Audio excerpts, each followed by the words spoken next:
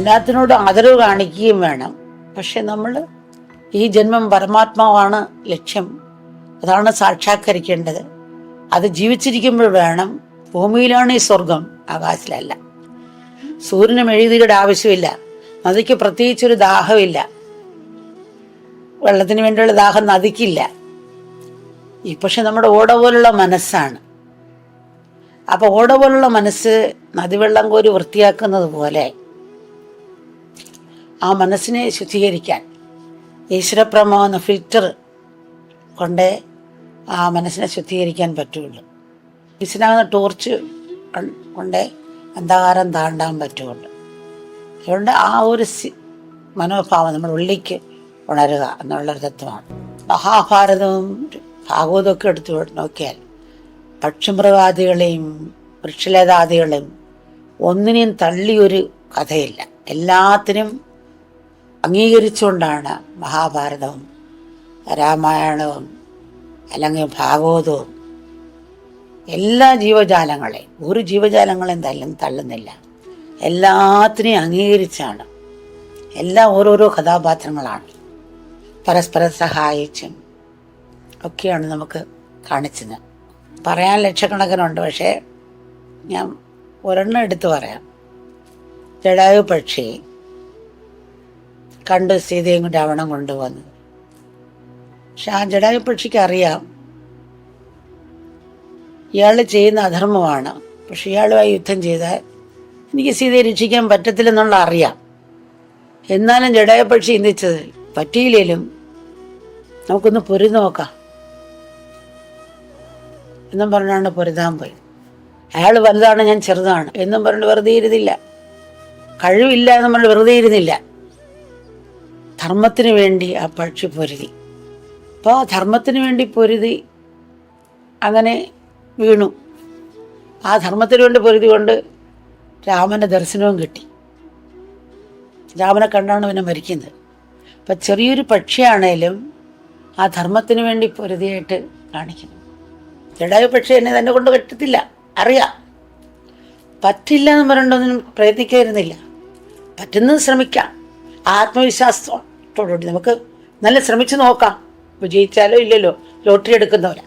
അങ്ങനെ ഒരു ആത്മവിശ്വാസം ഉണ്ടായതുകൊണ്ടാണ് പൊരുതാൻ പോയതും. ആ ധർമ്മത്തിന് വേണ്ടി പൊരുതി.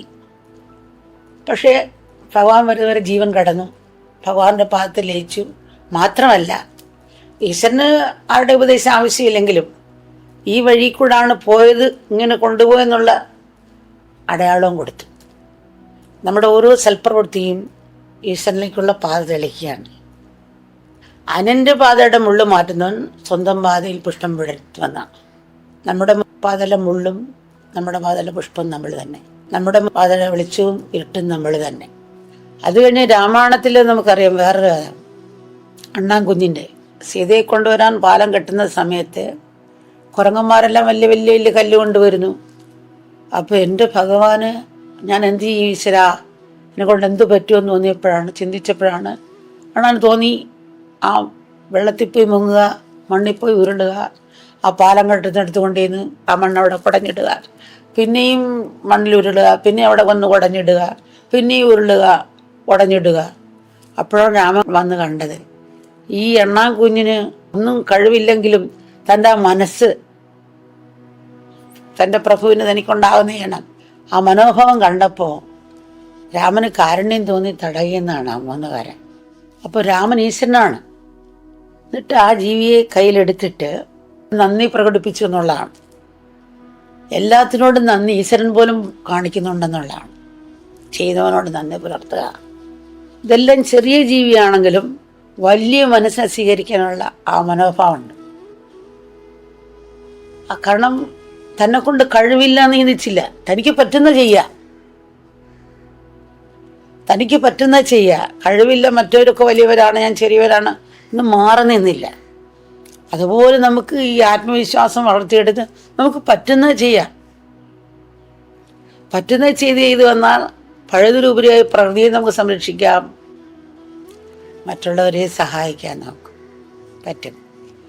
പിന്നെ ഓരോ ജീവജാലങ്ങളും അതുപോലെ തന്നെ വൃക്ഷങ്ങളെ, പക്ഷികളെ, കല്ല് പോലും ഒന്നിനെയും തള്ളാതെ എല്ലാത്തിനെയും അതുപോലെ എടുത്തിട്ടുണ്ട്. ഒന്നും ആവശ്യമില്ലാത്തതില്ല, പക്ഷെ എൻ്റെ ഒരു സ്ഥാനത്ത് കണ്ട് നമ്മൾ പോകണമെന്ന് മാത്രമാണ്.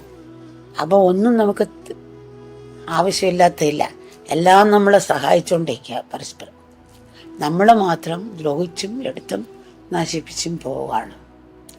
എല്ലാത്തിനോടും ആദരവ് കാണിക്കുകയും വേണം. പക്ഷെ നമ്മൾ ഈ ജന്മം പരമാത്മാവാണ് ലക്ഷ്യം, അതാണ് സാക്ഷാത്കരിക്കേണ്ടത്. അത് ജീവിച്ചിരിക്കുമ്പോൾ വേണം. ഭൂമിയിലാണ് ഈ സ്വർഗം, ആകാശത്തിലല്ല. സൂര്യന് മെഴുകുതിരിയുടെ ആവശ്യമില്ല, നദിക്ക് പ്രത്യേകിച്ചൊരു ദാഹമില്ല, വെള്ളത്തിന് വേണ്ടിയുള്ള ദാഹം നദിക്കില്ല. പക്ഷെ നമ്മുടെ ഓട പോലുള്ള മനസ്സാണ്.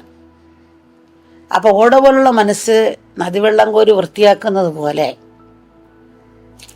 ആ മനസ്സിനെ ശുദ്ധീകരിക്കാൻ ഈശ്വരപ്രമോ എന്ന ഫിൽറ്റർ കൊണ്ടേ ആ മനസ്സിനെ ശുദ്ധീകരിക്കാൻ പറ്റുള്ളൂ.